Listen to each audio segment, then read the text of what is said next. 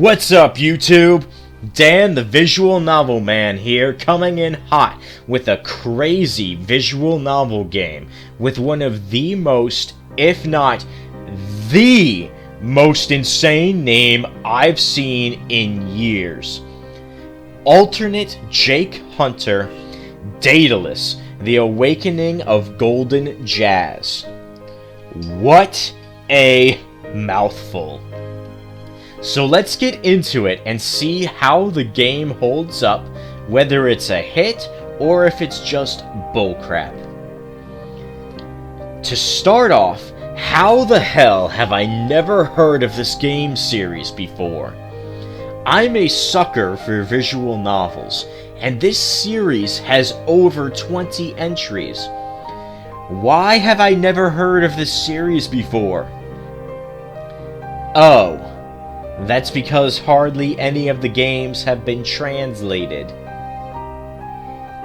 And some of the versions we got in English previously were incomplete, and apparently so poorly translated that along with the early days of translation, where names would get the 4Kids treatment and have the game's characters all get different names, like the main character being changed to Jake Hunter. Continuing on, this game is only partially voiced. Most voice lines aren't even full line reads. It's just a couple of words.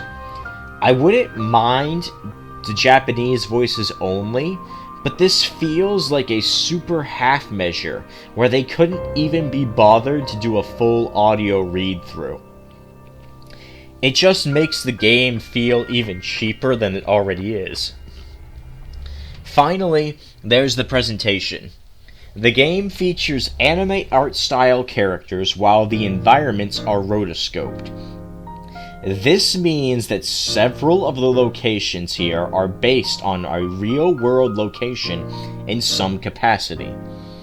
In some scenes, the art style works well, with the characters and background complementing each other. While in other scenes, the difference is incredibly jarring and really breaks the immersion. Finally, there's the kinda crappy UI. As the game is a mystery game, the focus is on talking to people and examining objects, along with nurturing the case tree in your mind. During certain conversations, you will be prompted to change your stance, furthering the options of dialogue by choosing how Soaburo should react or change tactics. The problems come from the presentation. Sometimes the stance doesn't accurately reflect what is said, or is presented vaguely, and I don't know if the colors even mean anything. The tree is a jumbled mess of words, and conversations in logs will move the placement of words, creating jumbled messes. Also, when choosing the dialogue options, it isn't clear how to select the correct option sometimes, as the selection feels random, like having to hit left to select the option right above the current selection, or having to hit down to move to the one to the upper right. The game also feels pretty slow at times, as nearly everything is a loading screen. Go to examine an object, the game hangs for a second or two longer than normal to transition. You want to change areas? There's about a 5-second wait to open the map. Then select the location, and then about a 10-second loading screen. Comparing this to the Ace Attorney games where evidence examinations load in about 2 seconds max, and the scene transitions are also only 2 seconds, this game feels agonizingly slow in comparison. The one thing this game does right without fail is the music and sound effects, whereupon selecting options or stances a pleasing audio cue plays, and the music is surprisingly good, as I've already downloaded this game's soundtrack. Finally, it's time to get into the story and see if the game can hold itself up, even with its flaws.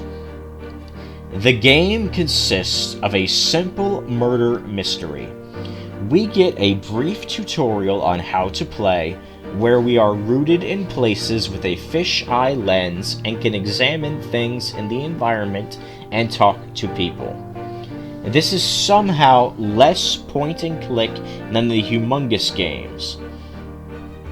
We flash forward to the future where our lovable grandpa has passed away and we need to head to New York City to say goodbye and also find the murderer. We meet up with our childhood friends Ben, Abby, and Leo. The game hypes these guys up, but they're nearly non-existent for the rest of this game after this chapter. We then flash back to the first caper these guys got into, and see that, just like the Scooby-Doo gang, they were into solving crimes from an early age. It's summer camp in upstate New York, and one of the counselors has gone missing. Here I'm going to bring up one of the slightly more annoying trophies, where each chapter has a perfect path, where you only pick the proper options. Since I'm following a guide, this isn't much of an issue, but it did lock me out of some of the funnier options I wanted to try. Though, apparently, most things really don't change much. As we continue finding some clues and meeting all the creepy and suspicious adults, we find evidence to suggest that Emma, the missing counselor, isn't just missing. She was, in fact, murdered. And it's clear that one of the other counselors did it. Sure, the old man is creepy, but he's mostly harmless. The problem is either Olivia or Mason. Mason recently confessed his love to Emma, and we don't know what Emma really thought about him, while Olivia is clearly jealous of Emma, since Mason is currently Olivia's boyfriend. As we continue investigating, evidence starts mysteriously vanishing or getting destroyed. We somehow end up at a wood chipping pile, and bam! The axe randomly vanishes. It should be clear the killer is Olivia, who's gone crazy over thinking she's losing Mason to Emma. Olivia goes crazy and chases us to the cliffside, and just when all hope seems lost, Leo shows up out of nowhere, stabs Olivia, and knocks her down the cliff, screaming. Yeah, another main flaw of this game is the fairly static character portraits. They barely move, aren't animated, and are usually viewed from too far away to see details. I mean, fuck! The death scene of Chapter 1's main antagonist isn't even done well. It just kinda happens, and is poorly described. Yeah, the overwhelming cheapness of this game shows, which is a shame because the story can be interesting. So, we get into Chapter 2, meet the supporting cast of detectives from the NYPD, and the game's best character, who is not only named after me, but also looks like me, or at least how I'd like to look, and who will be the new channel avatar, Dan. Dan was our grandfather's assistant, helping out with the detective work, doing private investigations, but Dan has no clue what the last case Grandpa was working on. And the only suspect is a friend of Grandpa's, Logan. After some investigation, we manage to track down Logan and see that the poor guy is probably suffering from dementia or something similar.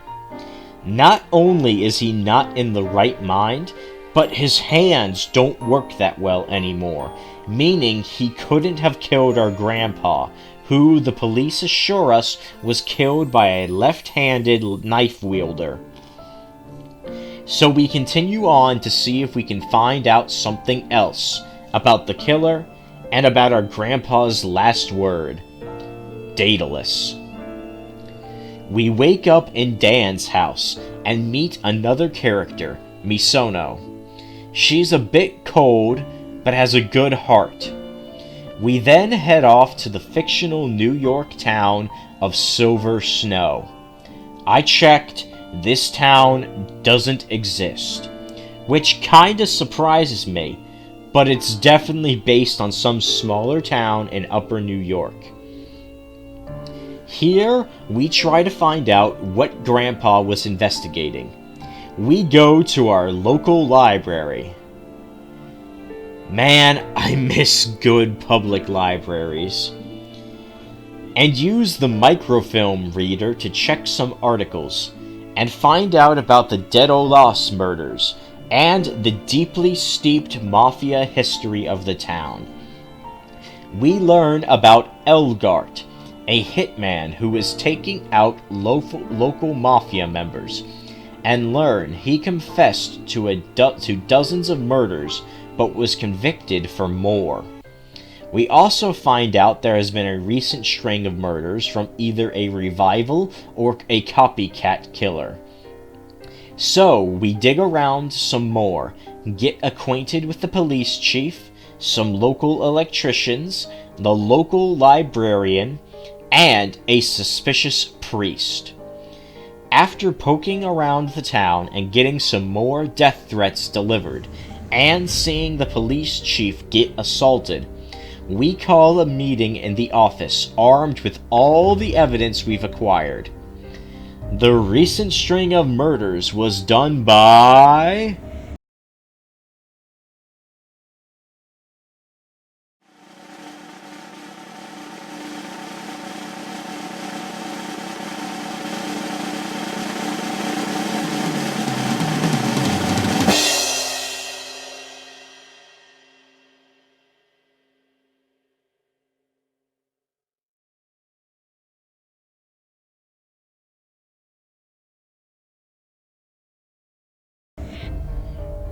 George, the drunk, weird electrician.